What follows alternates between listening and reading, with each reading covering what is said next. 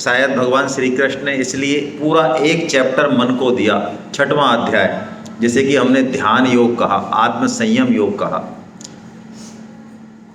इंद्रियों और मन को संयमित करके हम सब कुछ कर सकते हैं, इसकी एक झलक और इसका एक विश्वास हमें तसी बिटिया ने दिया।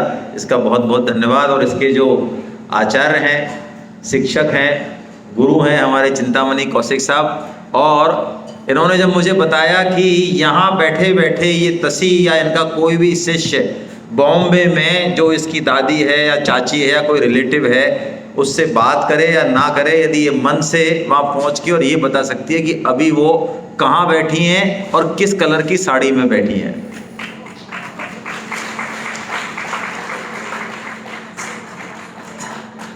अब आपको समझ में आना चाहिए कि हमारे जो शास्त्र हैं ना, वो मन बुद्धि के आधार पर लिखे नहीं गए। ये मन की ताकत इतनी है तो हम सोचें बुद्धि अहम और हमारी और उस परमात्मा की।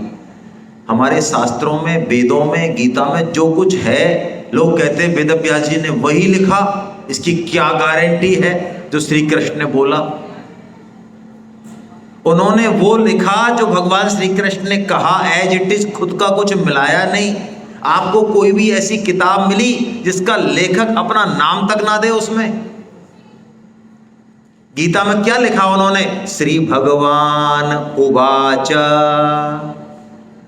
श्री अर्जुन उवाच, श्री संजय उवाच, यानी वो कहीं पिक्चर में नहीं है। इसी कारण वेदों को हमारे यहाँ अपौरुषेय कहा। अपौरुषेय यानी उनका कोई निर्माता नहीं, उनको बस ऋषियों के, मुनियों के अंतःकरण में, हृदय में, बुद्धि में भगवान ने वो बात कही और उन्होंने सिर्फ लिख दी, बस, मिलाया नहीं कुछ भी। इसलिए हम बुद्धि और तर्क से परे मानते हैं हमारे धर्म और शास्त्रों की बातों को। गीता की बातें अंतिम हैं, जो वो कह दें वो सत्य है बस। इसलिए इसको शब्द प्रमाण कहा और इसकी ताकत हमने देखी अभी।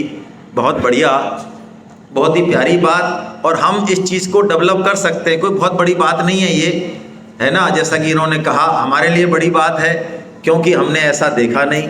लेकिन हम ऐसी विशेषताओं में फंसे नहीं।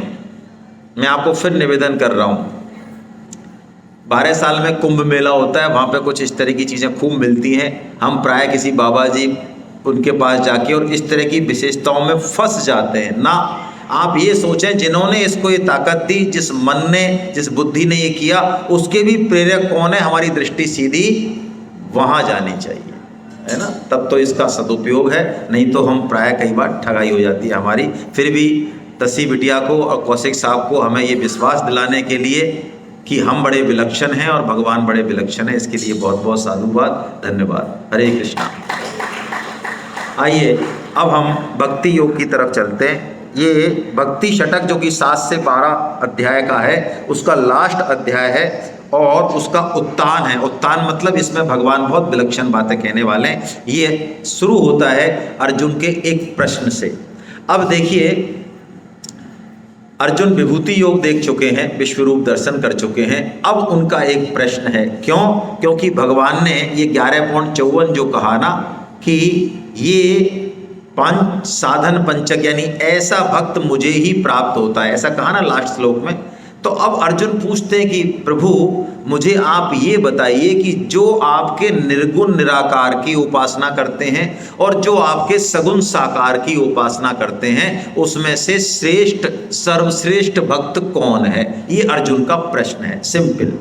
और ये प्रश्न परम श्रद्धेय स्वामी जी महाराज कहते हैं इतना महत्वपूर्ण है, बहुत कठिन भी है और बहुत महत्वपूर्ण भी है।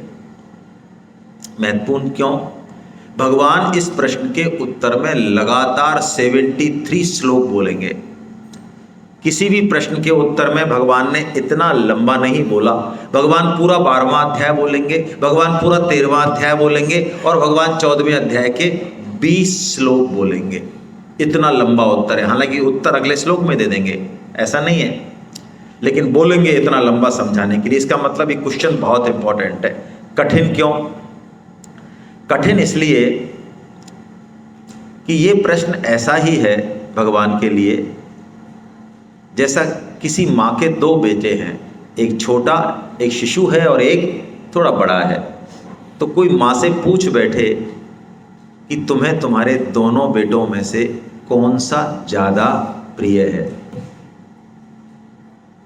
क्या जवाब दे माँ? फंस गई ना माँ, क्या जवाब दे? लेकिन फिर भी इतने कठिन प्रश्न का भी भगवान उत्तर देते हैं और बड़ा स्पष्ट उत्तर देते हैं। हम देखेंगे उस उत्तर को और उसका लॉजिक भी देखेंगे। आइए भगवान की वाणी को ही पढ़ते हैं हम दूसरे श्लोक में, क्या उत्तर दे रहे हैं भगवान, पहले समझते हैं। मय्यावेश्य मनो ये माम नित्ययुक्ता उपासते श्रद्धया परयोपेतास ते मे युक्ततमो मता। मय्या आवेश्य, आवेश्य आविष्ट चित्त वाला, ये आवेश्य क्या है? गोपियां अपना काम करती हैं, पति धर्म निभाती हैं, सास ससुर की सेवा कर रही हैं, बच्चों को दूध पिला रही हैं, लेकिन जब भगवान वेणु वादन करते हैं तो वो धर्म का पालन करने में अवश्य हो जाती है। उनका अपने मन बुद्धि शरीर पर मानो कोई नियंत्रण नहीं रहता और एक खिंचाव की तरह के, एक आवेश चित्त की तरह वो भगवान की वेणु वादन की तरफ खिंचती हैं, चली जाती हैं, चाहे उनको कोई लाख रोके। ऐसे ही भगवान कह रहे हैं कि ऐसा मेरा वो भक्त जिसका चित्त मुझ में खिंचा हुआ है पूरी तरीके से, और जो लगातार श्रद्धा से मेरे सगुण साकार की उपासना करता है, वो मेरा सर्वश्रेष्ठ भक्त है। ये भगवान का जवाब है। लेकिन भगवान अगले ही श्लोक में 3 और 4 इसमें नहीं है, मैं उनको ले रहा हूं। भगवान कहते हैं जो निर्गुण निराकार की उपासना करता है वो भी मुझे ही प्राप्त होता है, इसमें कोई संशय। तो फिर श्रेष्ठ सगुण साकार को क्यों कहा, ये एक प्रश्न आता है दिमाग में। देखिए तुलसीदास जी महाराज की सहायता लेते हैं हम लोग। तुलसीदास जी माँ के जो 2 बालक हैं, छोटा शिशु जो पूरी तरह से माँ पर आश्रित है, और एक बड़ा बालक जो माँ पे आश्रित तो है लेकिन पूरी तरह नहीं है। वो हो सकता है चाची के पास भी चला जाए, ताई के पास चला जाए, लेकिन शिशु को 6 घंटे तक दूध नहीं पिलाए तो वो किसी के पास जाने वाला नहीं है, जानता ही नहीं है, वो कुछ क्षमता ही नहीं है उसमें, वो माँ के अलावा दूसरा कोई तत्व है इस बारे में सोच भी नहीं सकता। तो जितना माँ उसका ख्याल रखती है, जितनी डिपेंडेंसी उसकी माँ के ऊपर है, तो माँ का अधिकांश समय केयरिंग उस छोटे शिशु की तरफ है। इसका मतलब बड़े से वो प्यार नहीं करती, ये मतलब नहीं है, लेकिन चूंकि ये पूरी तरह से उस पर आश्रित है, इसलिए माँ पूरी तरह से उसके ऊपर उसका ध्यान रखती है। वो माँ की ममता का, प्यार का, प्रेम का ज्यादा भागी है। ऐसे ही भगवान कह रहे हैं ये जो सगुण साकार वाले भक्त हैं ये पूरी तरह मेरे ऊपर आश्रित हैं।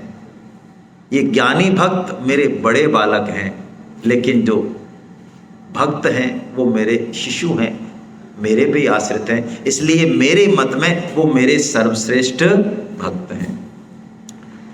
मेरे प्रौढ़ तनय समज्ञानी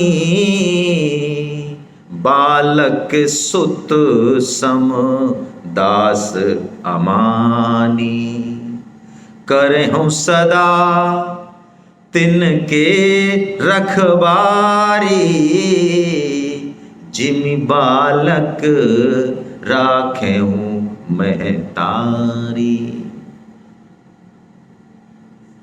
भगवान कहते हैं कि बच्चा है, अब उसको तो सांप के बारे में, आग के बारे में, चाकू के बारे में कुछ नहीं पता, इसलिए माँ लगातार काम में बिजी है, फ्री नहीं है, लेकिन उसका एक हृदय का भाव, उसकी एक आंख उस शिशु पर है, चाहे वो कहीं रहे, जैसे ही शिशु किसी खतरे की बाउंड्री पर जाएगा वो खट लपक लेगी उसको। ऐसे ही जो भक्त भगवान की कृपा का आश्रय लेता है, भगवान वो चाहे तो भी, मैं पुनः रिपीट कर रहा हूं, वो चाहे तो भी उसे गलत रास्ते पे जाने नहीं देते। और चूंकि वो डिपेंडेंट है, इसलिए भगवान कहते हैं वो मेरा सर्वश्रेष्ठ भक्त है। तो क्या निर्गुण निराकार कनिष्ठ है? नहीं, कनिष्ठ और वरिष्ठ का भेद नहीं है। यहां भगवान 7वें अध्याय में जो तत्व बताया समग्रता का, उसको समझें हम। बहुत सूक्ष्म बात है लेकिन जल्दी से समझेंगे। भगवान समग्र हैं। यदि हमने एक ही रूप में उनको जान लिया तो हम भगवान के समग्र रूप को नहीं जान पाएंगे, किसी एकांगी रूप से ही परिचित हो जाएंगे। हम प्राय यही करते हैं, उस एकांगी रूप को जिसको हम मानते हैं उसी को भगवान का समग्र रूप मान के दूसरे रूपों से लड़ते रहते हैं। ये हमारे हिंदू सनातन धर्म में एक बहुत बड़ी समस्या है। मैं निर्गुण निराकार का फॉलोअर हूं तो मुझे सगुण साकार से समस्या है, मैं सगुण साकार का फॉलोअर हूं मुझे सगुण निराकार से समस्या है। नहीं, आप बैंक में चेक भरने जाएं तो उसमें क्या लिखा रहता है? शब्दों में लिखिए, और नीचे क्या लिखा रहता है? अंकों में भी लिखिए। ये सगुण साकार है और ये निर्गुण निराकार है। तो आप सगुण साकार को मानने वाले हैं तो मैनेजर से कह दो, देखो भाई साहब हमने शब्दों में लिख दिया, अब हम मर जाएंगे लेकिन अंकों में तो नहीं लिखेंगे। और वो निर्गुणिया एक है कि हमने अंक में लिख दिया, अब हम सगुण में नहीं लिखेंगे चाहे कुछ भी हो जाए। ये मूर्खता है। भगवान सगुण साकार भी हैं, निर्गुण निराकार भी हैं, वो सब कुछ है, सब कुछ है। हाँ, हमें जिस रूप की, जिस भाव की जरूरत है, जिसमें हमारा संस्कार है, भगवान हमें उसी रूप में प्रकट होते हैं। यदि आप बड़े बालक हैं तो भगवान कण कण में प्रकट है, हर रूप में प्रकट है। और आप कहते हैं नहीं महाराज, हमें तो आपका वो रूप पसंद है, हमें आप उसी रूप में दर्शन दीजिए ना, तो भगवान उस रूप में दर्शन देने आ जाते हैं। लेकिन उस शरीर में, उस रूप में होते हुए भी भगवान सीमित नहीं है, ध्यान रखिए। भगवान इस शरीर में दिखते हुए भी इस शरीर तक नहीं है, वो तब भी व्यापक ही हैं। अर्जुन को भगवान ने विश्व रूप दिखाया, तो क्या अभी भगवान का विश्व रूप हमारे सामने प्रकट नहीं है? ये संपूर्ण जगत भगवान का विश्व रूप ही तो है, शास्त्रों में आया है। ये सबसे पहला विश्व रूप, ये सृष्टि ही तो है भगवान का। ऐसे भगवान, ऐसी नदी नाले, इस सूर्य नक्षत्र, ये तारे, ये भगवान का विश्व रूप, बड़े से बड़ा छोटे से छोटा।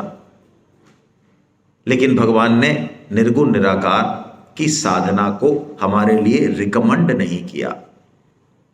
क्यों नहीं किया, इसको भी सुने। क्यों? क्योंकि हम सब रजोगुनी हैं। रजोगुनी मतलब हम सब में इतनी ममता, इतनी आसक्ति है कि हम सत्संग सुनते रहेंगे, गीता रामायण का पाठ करते रहेंगे, लेकिन हम ममता और आसक्ति को छोड़ नहीं पाएंगे। और कोई ज़्यादा कहेगा तो कह देंगे यार इसी में तो रस है भाई साहब, आप इसी को छोड़ नहीं कह रहे हो। हम तो नहीं छोड़ सकते भाई। तो भगवान ने कहा अर्जुन सुन, क्लेशोधिक तरस तेषाम अव्यक्त आसक्त चेतसाम। यानी यदि निर्गुण निराकार की उपासना में क्लेश बहुत है, बहुत कठिनता है। क्यों? इस रजोगुण के कारण। ये देह में जो हमारी आसक्ति है, हम में से कई लोग ज्ञान मार्ग की बात कर लें, हम कर लें, लेकिन देह जब पंचर होती है ना, बुढ़ापा आता है, कोई बीमारी होती है, सारा कहते हैं यार पहले भैया हमारा ये ट्रीटमेंट कर यार, तू ये शरीर को सही कर, उसके बाद तेरी गीता रामायण सुनेंगे यार, तेरे भगवान में दम है तो पहले हमारा ये कर दे। पहले देह सही है, देह में इतनी हमारी आसक्ति है, इसलिए भगवान ने कहा यदि देह में आसक्ति है तो निर्गुण निराकार की साधना यानी सांख्य योग की साधना यानी ज्ञान योग की साधना ये लोहे के चने चबाने जैसी है। हाँ, उसमें से कोई जाना चाहे तो समस्या नहीं है, पहुंचेगा वहीं, ये भगवान कह रहे हैं। पहाड़ पर चढ़ने पे, एवरेस्ट पे चढ़ने के कई रास्ते हो सकते हैं, कोई तिब्बत की तरफ से, कोई इधर की तरफ से चढ़ेगा, लेकिन चढ़ने के रास्ते अलग अलग हो सकते हैं, लेकिन पहुंचेगा वो एक ही जगह। सभी रास्ते भगवान की तरफ जाते हैं। ये बात जो कहेगा वो वही कह सकता है, जो उन सब रास्तों से चल के गया हो वही समग्र तत्व को समझ सकता है। हम एक रास्ते से पहुंचते हैं, भगवान की तरफ पहुंच जाएंगे, लेकिन वही रास्ता सर्वश्रेष्ठ है ऐसा नहीं कहें, क्योंकि हमें बाकी रास्तों का आइडिया नहीं है। जैसा कि कल खन्ना साहब कहाँ गए, खन्ना साहब ने उदाहरण दिया, मुझे याद नहीं है, कि आपको दिल्ली जाना है तो आप यदि लखनऊ के उस एंड में रहते हैं तो आपका रास्ता वो सही है हरदोई होके, आप इस एंड में रहते हैं तो आपको इधर से जाना चाहिए। रामकृष्ण परमहंस जी हर मार्ग से गए, हर मार्ग से गए। ये धर्म खराब नहीं है, ये धर्म को मानने वाले लोगों ने उनको खराब कर दिया। कुरान में भी स्पष्ट लिखा है कि जहां विवाद हो जाए वहां अल्लाह इबादत स्वीकार नहीं करता। उसके बाद भी तलवारें चल रही हैं, देश का बंटवारा हो रहा है, मस्जिद हमारी है। वो मुस्लिम धर्म से भी गए, वो मोमडन से भी गए, वो जैन सबसे गए वो, और जब वो चले गए और एक ही तत्व की प्राप्ति करी, तब रामकृष्ण परमहंस जी का अंतर्मन बोल उठा, जे तो मत ते तो पथ। उन्होंने कहा भगवान को प्राप्त करने के कितने रास्ते हैं। आप बंगाली हैं क्या? बहुत अच्छा। मैंने ठीक नहीं बोला हो तो मुझे करेक्ट कर देना, मुझे आती नहीं है, मैं तो रट के आया हूं, है ना। तो भगवान ने कहा क्लेशो, इसलिए हमको निर्गुण निराकार की साधना में बहुत ज्यादा जो है, लेकिन सगुण साकार में क्या है, भगवान का आश्रय, भगवान का बल हमारे बीच में रहता है। हम जितनी बुद्धि है, जितनी लगन है, उतना काम कर दें, बाकी सारी कमी कौन पूरी करते हैं? भगवान पूरी करते हैं, उनकी जिम्मेदारी है। उन्होंने जिम्मेदारी ले रखी है भक्तों की। भगवान खुद घोषणा कर रहे हैं, देखिए क्या कह रहे हैं, कितनी प्यारी बात। यदि को सगुण साकार के रास्ते से चले, भगवान की कृपा को सर्वोपरि मान के चले, तो भगवान कह रहे हैं तेषामहं समुद्धरता मृत्यु संसार सागरा भवामि न चिरात् पार्थ मय्यावेशित चेतसा। उन भक्तों का मैं समुद्र रूप संसार सागर से खुद उद्धार कर देता हूं, खींच लेता हूं उनको, मैं डूबने नहीं देता, जो केवल और केवल भगवान की आश्रित है। परम श्रद्धेय भाई जी के जीवन की एक घटना है, आपकी पुस्तक में भी लिख रही है। उनके एक मित्र थे जो राष्ट्रभक्त थे और अंग्रेजों ने उनको बंद कर दिया। उनको शिफ्ट कर रहे थे नैनी जेल, इलाहाबाद से नैनी जेल बाई ट्रेन ले जा रहे थे उनको। बीच में गोरखपुर स्टेशन था। कृष्णकांत जी थे शायद देशभक्त। तो कृष्णकांत जी ने चिट्ठी लिखी भाई जी को कि गोरखपुर में आप विराजते हैं, हम 5 लोग आ रहे हैं, सभी राष्ट्रभक्त हैं, यदि आपसे मिलना हो जाए, दर्शन हो जाए, ट्रेन रुकेगी गोरखपुर में तो बड़ा अच्छा रहे। किस्मत देखिए आप, 5 बजे उस ट्रेन को आना है और भाई जी को वो तार 4 बजे मिलता है। उसी दिन किसी वजह से लेट हो गया। गोरखपुर में गीता वाटिका आपने देखी है, बिल्कुल शहर से दूर है वो, वहाँ पे कोई तांगे वांगे भी नहीं मिलते हैं। जैसे ही भाई जी ने उस चिट्ठी को पढ़ा कि कृष्णकांत जी और सारे उनके जो राष्ट्रभक्त हैं वो गोरखपुर आ रहे हैं, उन्होंने कितने प्रेम से और उत्साह से मुझे चिट्ठी लिखी है, लेकिन मैं 1 घंटे में 3 किलोमीटर दूर स्टेशन है और मेरे पास कुछ साधन नहीं, इस गीता वाटिका में अभी कुछ भी नहीं, कैसे भक्तों का स्वागत होगा, कैसे होगा। भाई जी एकदम से बेचैन हो गए, विकल हो गए कि मैं पैदल भी जाऊंगा तभी नहीं पहुंचू, अभी इक्का विक्का लूंगा, तांगा लूंगा तो कैसे पहुंचूंगा वहां पे। एकदम से भगवान को उन्होंने याद किया। देखते एक गीता वाटिका के मेन गेट पे एक तांगे वाला रुका है। तो वो पूछ रहा है, भाई जी की कोठी यही है क्या गीता वाटिका? तो भाई जी वहीं तो खड़े थे। उन्होंने कहा हाँ यही है। कहाँ से पधारे हैं आप? कि साहब जो इस गीता वाटिका के जो मालिक है ना मथुर बाबू, उनके घर पे आज सत्संग था, तो उन्होंने ये साग, पुड़ी, माला, ये सारी जो लकड़ी के वो थे, ये उन्होंने कहा कि ये प्रसाद जो है ना गीता वाटिका में पहुंचा के आओ, इसलिए मैं पहुंचाने आया हूं। रोने लग गए भाई जी। कैसी प्रभु की कृपा। मिठाई, सब्जी, फूल, माला, साग, सब कुछ, और इक्का भी तुरंत चढ़े इक्के पे, चल भैया जरा स्टेशन छोड़। 25 लोग थे उनके स्वागत के लिए। सबको अच्छे से स्वागत हुआ, सबने अच्छे से प्रसाद पाया, बेचारे जेल में थे राष्ट्रभक्त, अच्छे से प्रसाद पाया। और स्वामी भाई जी ने प्रभु को लाख लाख धन्यवाद दिया, हे प्रभु तेरी लीला अपरंपार।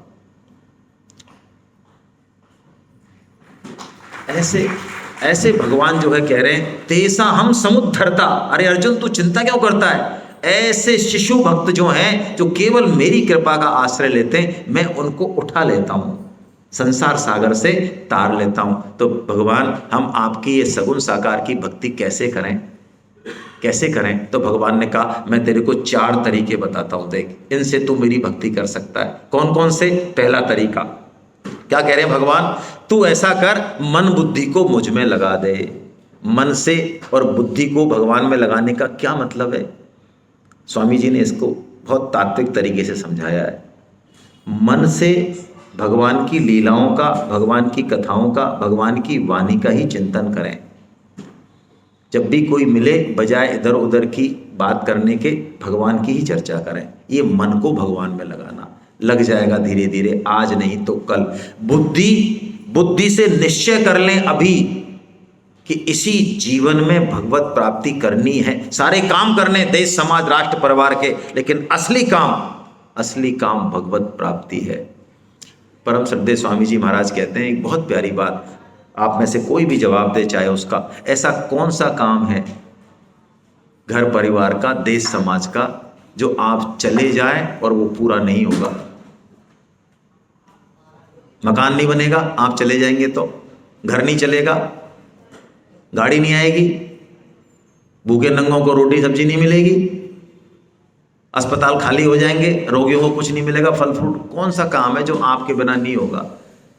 और सही पूछा जाए तो हम हट जाएं ना तो और अच्छे से हो काम। कई बार घर में से हट के देखना आप, आपके बिना घर बहुत बढ़िया तरीके से चलता है। आप ही हो जो सब कवाड़ा कर रखा है आपने।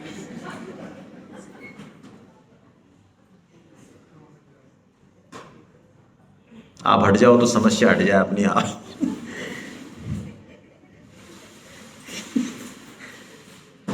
तभी तो घर वाले हमसे कहते हैं थोड़ा बहुत घूमे आया करो यार, कभी कभार आप यहीं धरे रहते हो।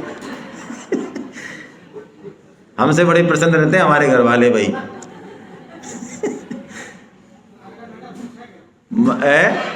अब देखो हमारे क्या है, पिछले ऋषिकेश में था, अभी यहाँ लखनऊ में, फिर हमारी जयपुर में सेमिनार है, 2 सेमिनार लगातार, 28, 29, 30 अक्टूबर, फिर 6 नवंबर को है, फिर भीलवाड़ा सेमिनार है अगले संडे को, उसके बाद हमारी चित्रकूट में है 18 को 19, उसके बाद हमारी कटक में है, ये पूरा नवंबर बुक। फिर दिसंबर में कहाँ है महावीर जी?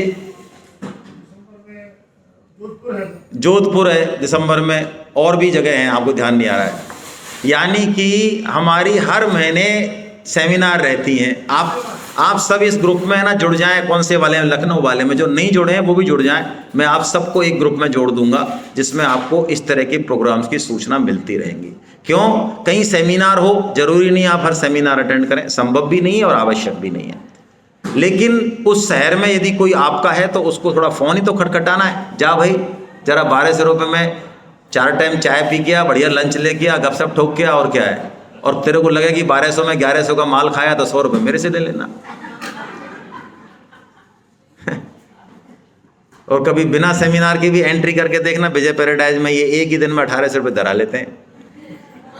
हाँ, तो चलो उनकी जैसी बुद्धि है उसी एंगल से बात कर लें। तो छोड़ गीता को, तो गीता को तो ऐसे ही सुनते रहना कानों में रुई डाल के। तो अपना लंच पे ध्यान रखना यार, है ना। तो ये हो गया प्रचार, हमें करना क्या है, और ऐसे हम गीता का प्रचार करें। तो भगवान ने कहा तू पहला साधन मन बुद्धि को तू मुझ में लगा दे, फिर तू मुझको ही प्राप्त होगा, इसमें संशय नहीं है। हमने कहा महाराज देखो हमारा मन और बुद्धि तो जो है ना, मन तो हमारा पत्नी में लगा हुआ है, धन में लगा हुआ है, आपको कैसे दे दे, और बुद्धि से हम संसारे काम करते हैं, नहीं पड़ेगी पार। तो भगवान ने कहा चल ठीक यार, नहीं लगता है तो तू प्रयास तो कर भाई, कोशिश तो कर। अभी तेरा नहीं लगता है, कोई बात नहीं, अभ्यास योग के द्वारा तू इसकी कोशिश कर। अभ्यास के द्वारा नहीं, क्या कह रहे हैं भगवान? अभ्यास योग। क्या मतलब? किसी भी अभ्यास का फल भगवत प्राप्ति हो। अभ्यास का मतलब उस कार्य में कुशलता तो ठीक है, लेकिन उससे हमें भगवत प्राप्ति हमारा लक्ष्य हो कि हम अभ्यास किसके लिए कर रहे हैं, जिससे हमें भगवान की प्राप्ति हो जाए भगवान के आदेश से। इसे अभ्यास योग कहते हैं। देखिए अभ्यास ही बहुत बड़ी चीज है। अभी आपने देखा ना, ये भी अभ्यास का ही एक पार्ट है। एक पहलवान की कहानी आपने सुनी है। वो पहलवान एक भैंस को उठा लेता है अपने हाथों में, पूरी भैंस को ऐसे उठा लेता है डेली, और लोग बड़े आश्चर्यचकित होते हैं, यार भैंस को उठा लिया इसने। और लोग उससे पूछते हैं, अरे यार तुम इतनी बड़ी भैंस को कैसे उठाते हो? तो वो जवाब देता है, मैं भैंस को उठाता ही नहीं। लोग कहते हैं बड़ा बड़ा बेवकूफ़ समझता है हमको यार, रोज भैंस को उठाता है, पट्टा पूछते हैं तो कहता है उठाता नहीं। तो किसी अच्छे समझदार आदमी ने उससे एकांत में पूछा, भाई साहब यार उठाते तो रोज हो आप, कुछ तो बताओ हमको, और आप ऐसा भी कहते हो उठाता नहीं, रहस्य क्या है जरा बताओ ना यार। तो जब प्रेम से पूछते हैं ना तो बता देते हैं। तो उसने कहा, देखो ये भैंस जब जन्मी थी तब से मैं प्रतिदिन इसे उठाता हूं, एक दिन नागा नहीं हुई, इसलिए मेरे लिए आज भी ये बच्ची ही है, भैंस नहीं है।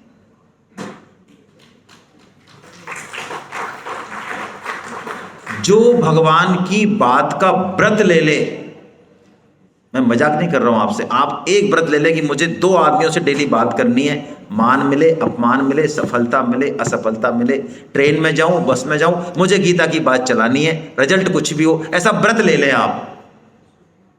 एक छोटे से व्रत से भी प्रभु प्रसन्न हो जाते हैं। ऐसा आप मत करना, लेकिन मैं आपको एक उदाहरण दे रहा हूं। गंगानगर में हमारे एक सिंगल साहब है, क्या नाम है उनका, योगेश के दोस्त है जो रेलवे में, लीलाधर जी सिंगल। वो मेरे को मामा कहते हैं क्योंकि मेरे भांजे का पक्का दोस्त है, वो उसी डिपार्टमेंट में। वो लीलाधर सिंगल, ज़्यादा उसको बात करना आता नहीं लोगों से, लेकिन वो इतना गीता प्रचार करता है कि मत पूछो। वो करता कैसे है मैं आपको तरीका बताता हूँ, हालांकि आप मत अपनाना। वो ट्रेन में चलता है, बस में चलता है, कहीं भी चलता है, कहीं पार्टी में जाता है, जन्मदिन में जाता है, वो ढूंढता है कि हाँ बात करेगा, फिर अल्टीमेटली गीता के वो पूछेगा, अच्छा कैसी क्लास होती है, यार वो मुझे पता नहीं, ऐसा करो तुम हमारे मामा जी से बात कर लो। फिर मेरे को फ़ोन लगाएगा, लो मामा जी इनसे ज़रा बात करना। वो उसका फ़ोन कभी भी आ सकता है, मुझे पता है। अब बताइए, मान लो वो व्यक्ति ज्वाइन कर लेता है क्लास है सेमिनार, तो उसका क्रेडिट किसको जाएगा भैया, लीलाधर जी को जाएगा। तो भगवान कहते हैं तू इच्छा तो कर यार, अभ्यास योग तो कर।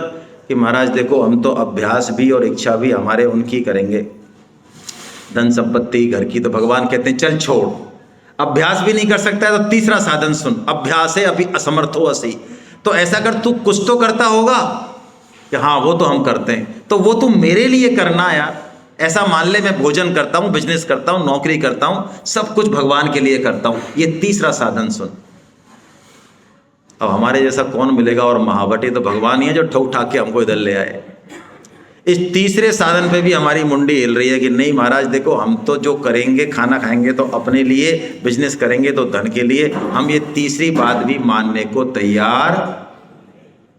लेकिन भगवान भी पीछे हटने वाले नहीं है। वो चौथा साधन बताते हैं कि चल हटा, तू तेरे लिए कर, तू मेरे लिए मत कर, नहीं हो रहा तेरे से मत कर। लेकिन यार तुझे इतना तो समझ आ गया होगा अब तक कि कर्म में तेरा अधिकार है, फल में, तो तू ऐसा कर, फल की इच्छा तो छोड़ दे। वो तू इच्छा करेगा तो भी तेरे को मिलेगा कि नहीं मिलेगा गारंटी नहीं है, इतना तो समझ में आ गया। तो तू फल की इच्छा छोड़ दे, बस चल हट, इससे तेरा काम हो जाएगा। ये 4 उपाय भगवान ने बताए, और भगवान ने कहा सुन, ऐसा मत मान लेना कि ये चौथा उपाय नीचे का है, ये बहुत ऊंचा उपाय है, बहुत ऊंचा उपाय है। देखिए हम समाज में एक प्रश्न आया था, कुछ लोग जब हम गीता प्रचार करने निकलते हैं तो वो सो कॉल्ड परोपकार के कामों में लगे हुए हैं। आप जब गीता प्रचार करेंगे तो आपको भी ऐसी स्थिति फेस करनी पड़ेगी। वो कहेंगे गीता से क्या है, पढ़ने पढ़ाने से। अरे हम देखो ना, गरीबों की सेवा कर रहे हैं, दीन दुखियों की सेवा कर रहे हैं, वो स्कूल चला रहे हैं, गरीब बच्चों को पढ़ा रहे हैं, हॉस्पिटल में रोगियों की सेवा कर रहे हैं, उनको फल फ्रूट दे रहे हैं, फलाना कर रहे हैं, ढेकना कर रहे हैं, ये कर रहे हैं, वो कर रहे हैं, अच्छा कर रहे हैं। लेकिन अब मैं आपको बहुत स्पष्ट शब्दों में कह रहा हूं गीता के आधार पे, परोपकार करने वाले अधिकांश व्यक्ति 99.99% बोल रहा हूं मैं, जरा खोद के देखो कि वो परोपकार कर क्यों रहे हैं। खुद कर रहे हैं तो खुद ही प्रश्न करें, क्या मान बढ़ाई के लिए? ठीक है, धन नहीं चाहते आप, बहुत अच्छी बात है, उससे ऊपर उठ गए, लेकिन अल्टीमेटली मान बढ़ाई और खुद के अहम की तुष्टि, ये ही उसमें ड्राइविंग फोर्स होता है। आप 40 साल किसी संस्था में काम करते हैं, आपकी पूरी लखनऊ में इज्जत है, चीफ गेस्ट बने, फेटा बन रहे हैं, अब आप बुजुर्ग हो गए, आपसे अच्छे युवा और स्किल वाले व्यक्ति उस संस्था को चलाने वाले मौजूद हैं, लेकिन मजाल है जो आप उस संस्था का चार्ज छोड़ देंगे। परोपकार के पीछे यही भाव, और जब तक ये भाव है तब तक वो परोपकार हमको पुण्य देगा, और पुण्य से हमें क्या मिलेगा? स्वर्ग लोक मिलेगा, ब्रह्म लोक तक मिल जाएगा, और वहां हम भोगेंगे, और भोगने के बाद हमको अल्टीमेटली कहां आना पड़ेगा? स्वर्ग लोक से हम धक्का देके निकाले जाते हैं, ये शास्त्र वचन बोल रहा हूं मैं। आप यहां एसी में बैठे और जून में ये सेमिनार हो, और आपको यहाँ पे एक टाइम के बाद धक्का देके बाहर निकाल दिया जाए, बताइए आप ज़्यादा परेशान होंगे, या बाहर जो पहले से छाया के में बैठा है उसको धूप में निकाल दिया जाए, वो ज़्यादा परेशान होगा? हम एसी वाले ज़्यादा परेशान हो गए। स्वर्ग लोग भोग के जो लोग आते हैं मनुष्य जन्म में पृथ्वी पर, उनकी कथा कीर्तन भगवान के नाम में रुचि नहीं रहती, उनकी यहाँ भी भोगों में ही रुचि रहती है। इसलिए हमने स्वर्ग भोगा, टाइम खराब किया, जाना तो बॉम्बे था, रुक गए सूरत में, 5 स्टार में रुके 3 दिन, बहुत अच्छी बात है, फिर लात मार के निकाले, आ गए दोबारा वहीं जहां से चले थे, और आए नहीं, क्या लेके आए? भोगों की वृत्ति लेके आए। अब हमारा मन नहीं लगता। आप देखते होंगे घर में ऐसे व्यक्तित्व मौजूद हैं जिनको पता लग जाए आज कथा है, कीर्तन है, हवन है, तो वो बहुत किसी इंपॉर्टेंट काम से बाहर चले जाते हैं। वो कहते हैं हम आते हैं अभी हवन में थोड़ी देर में, बहुत अच्छी बात है, लेकिन एक इंपॉर्टेंट काम आ गया। हाँ, भोगों में, व्हाट्सएप में, सोशल मीडिया में, उल्टे सीधी बकवास में उनको कोई जरूरत, 3 घंटे भी हो जाएं, 4 घंटे हो जाएं, उनको पता नहीं चलता 4 घंटे हो गए। ये भोगों की वृत्ति है हमारी, तो हमारा अल्टीमेटली नुकसान हुआ। इसलिए परोपकार तो करें, लेकिन परोपकार से भी ऊंची बात यह है कि हम परोपकार किस भाव से करें, ये इंपॉर्टेंट है। हम परोपकार इसलिए करें कि भगवान ने हमें मौका दिया, और परोपकार करके नेकी कर और कुएं में डाल, इस बात को देखें। तो भगवान ने कहा कर्म फल की इच्छा का त्याग कर दे, फिर तू मेरा सगुण साकार भक्त हो जाएगा।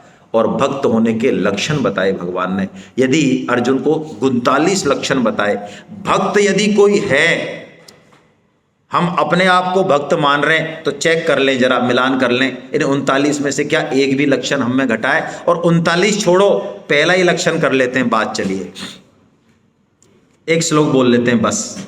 अद्वेष्टा सर्वभूतानां मैत्र करुण एव च निर्ममो निरहंकार सम दुख सुख क्षमी। भगवान कह रहे हैं अद्वेष्टा सर्वभूतानां, ये भक्त का पहला लक्षण, उसका किसी से भी द्वेष नहीं होता।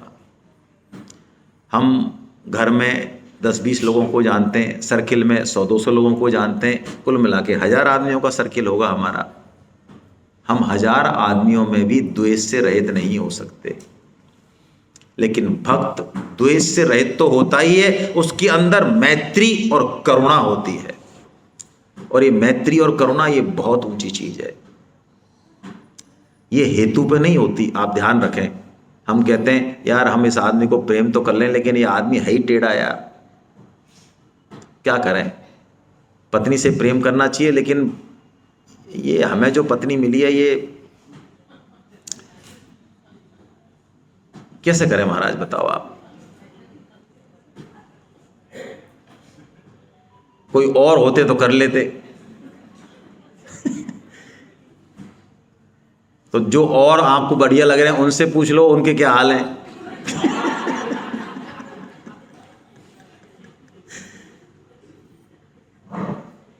दयानंद सरस्वती जी, जिन्होंने बड़े विषम समय में सनातन धर्म की रक्षा की, बड़े उद्घोष किया, उनको विधर्मियों ने जहर दे दिया उनके रसोइये के थ्रू। वैसे तो दे नहीं सकते थे, रसोइये को कुछ लालच दे दिया, और वो तो योगी थे। जैसे ही जहर ने असर चालू किया, उनको समझ में आ गया कि मेरे अंदर वो जहर जा चुका है। उन्होंने रसोइये को पूछा, तुमने खाने में जहर मिलाया? इतना सुनते ही वो पैरों में गिर गया, रोने लग गया कि महाराज, मुझे बहुत बड़ा लोभ दिया गया था, डराया गया था, इसलिए मैंने आज आपके खाने में जहर मिला दिया। दयानंद सरस्वती जी ने कहा, कोई बात नहीं, मेरी तो कोई बात नहीं, लेकिन ये बात यदि पता चल गई ना बाहर के लोगों, तेरे इतने टुकड़े करेंगे ये, इसलिए तू तुरंत यहां से भाग जा। तो उन्होंने कहा, महाराज मैं कहां से भागूं, किधर से भागूं, मेरे पास तो कुछ भी नहीं है। उन्होंने अपना संदूक खोला और उसमें से पैसे निकाल के और उसको दिए और उसको विदा कर दिया। ये मैत्र करुण एवच है।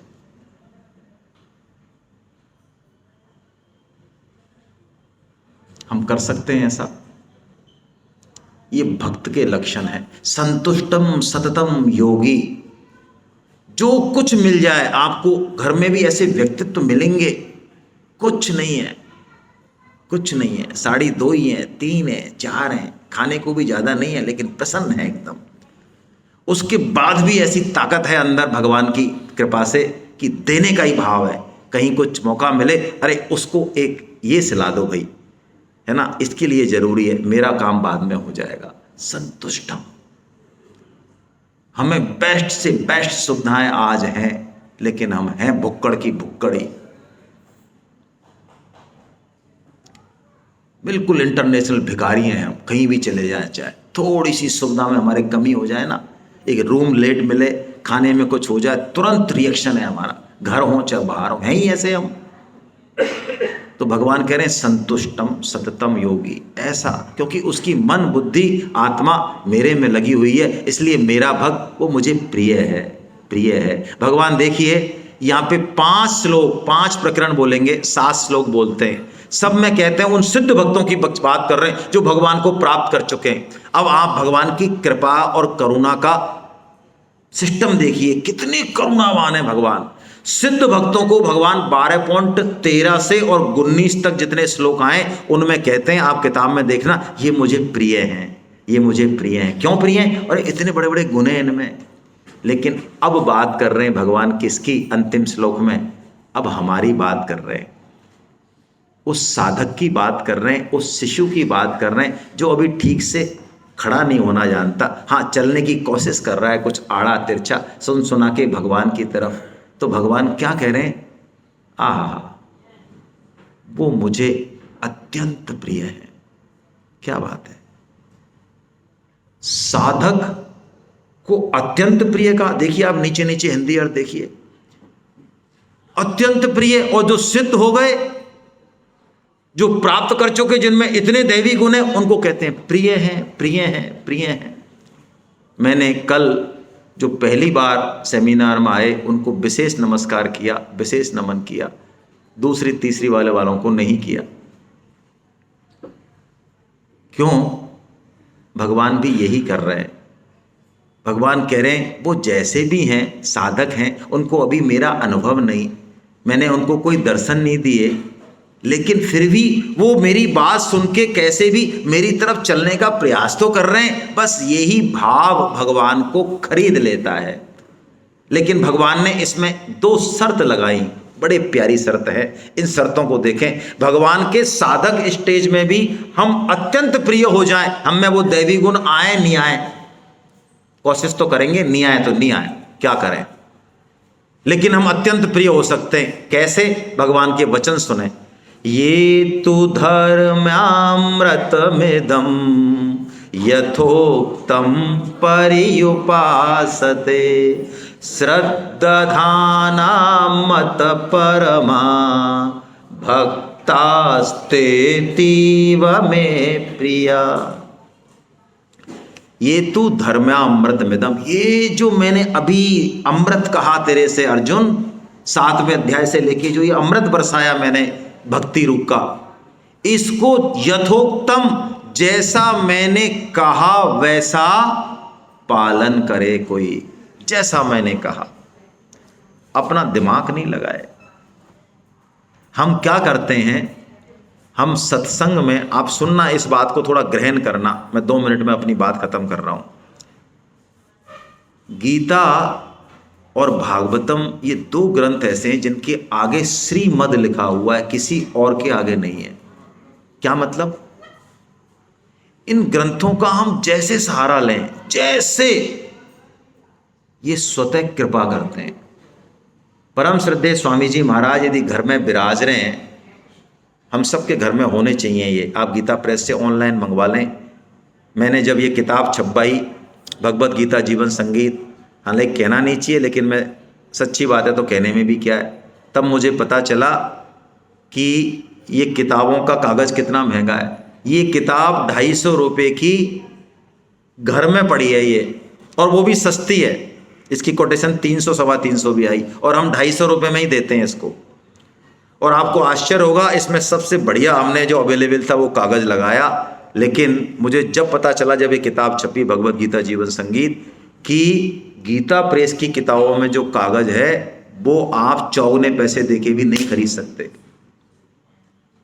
आपको शायद पता नहीं होगा, मुझे भी नहीं पता था, मुझे अब पता चला। आपको पता है, ये 1300 पेज की किताब आप बढ़िया से बढ़िया कागज़ लाओ तो भी इतनी मोटी होगी, लेकिन ये इतनी है। ये कागज़ आपको बाजार में कहीं मिलने वाला ही नहीं है, ये उस क्वालिटी का पेपर है। आप ट्राई कर लेना, मैंने तो किया है ना। ये इतना पतला है और इतना अच्छा है कि 1300 पेज की किताब भी इतनी सी, और इसकी कीमत ही कीमत होनी चाहिए कम से कम 800 से 1000 रुपये, लेकिन ये मात्र 300 रुपये की किताब है, 330 की। हमने जब गीता पढ़नी शुरू की, जब ये 130 की थी, अब ये 300 साढ़े 300 की किताब है। इसको जरूर विराजमान करें आप घर में। ये ग्रंथ घर में रखे रखे भी आप खरीदेंगे, पोता का कल्याण हो जाएगा। और आप ये भी लेना चाहें तो कुछ किताबें हैं हमारे पास, 20-25 आप ले सकते हैं। मेरा कहने का मतलब है, हम ऐसे ग्रंथों को पढ़ते हुए भी उतना लाभान्वित नहीं होते जितना होना चाहिए। ये श्रीमद है, श्रीमद भगवत गीता है, ये श्रीमद भागवतम है, ये तो स्वतः ही कृपा करने वाले हैं। इनका आश्रय ले लें और फिर कृपा से वंचित रह जाएं, लेकिन फिर भी हम वंचित रह जाते हैं। क्यों? उसका कारण समझें। हम किसी भी ग्रंथ को, किसी भी सत्संग को अपने मन बुद्धि के चश्मे से पढ़ते हैं।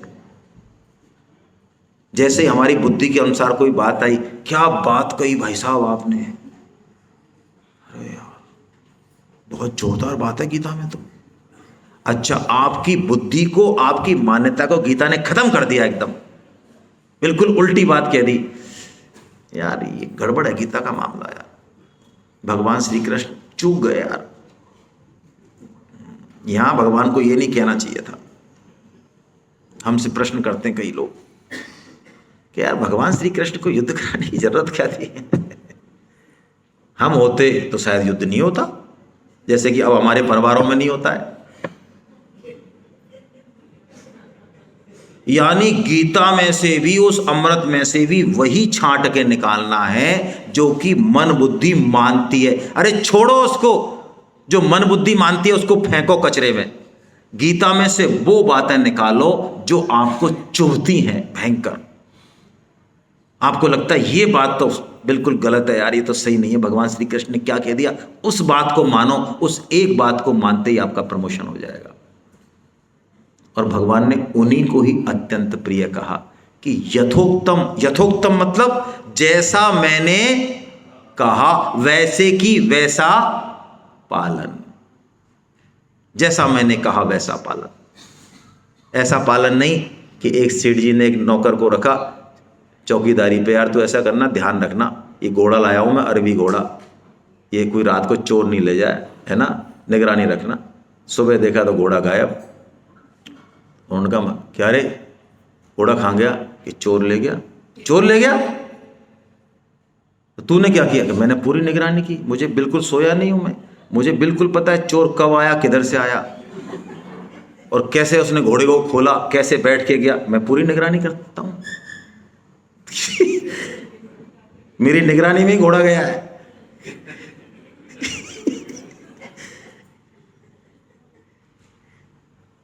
ऐसे गीता नहीं पढ़नी है। भगवान जैसे कह रहे हैं यथोक्तम, भगवान कहते हैं गीता का प्रचार करना है तो करना ही है, मन बुद्धि चाहे कुछ भी कहे। और जिस दिन भगवान आपके कान में आके कह दें कि यार अब बहुत हो गया, अब मत करे तू, तो छोड़ देंगे। हमारे क्या लेना देना, हमारा गीता प्रचार से क्या लेना देना है। भगवान ने कहा है कि मुझे ये सर्वाधिक प्रिय है, इसलिए हम गीता प्रचार में लगे हुए हैं। जिस दिन भगवान मना कर देंगे, हमारे क्या लेना देना। बस इस बात को धारण करें, यथोक्तम पर्युपासते। भगवान कहते हैं वो मुझे अत्यंत प्रिय हैं, तो हम भगवान के अत्यंत प्रिय बने। हरे कृष्णा हरे कृष्णा हरे कृष्णा। अब आपके मन में 10, 11, 12 तीनों अध्यायों में से कोई प्रश्न हो तो हम कर लें 2-4 मिनट में, और नहीं तो मैं नेक्स्ट अध्याय के लिए बुलाता हूं। कोई शंका, कोई टिप्पणी किसी तरह की कोई हो, आप लिख लिया करें प्रश्नों को। ऐसे क्या दिमाग से उड़ जाते हैं, आते तो हैं लेकिन वो भाव में चले जाते हैं। फिर भी किसी के मन में हो तो कहें, नहीं तो मैं महावीर बंसल साहब को निवेदन करता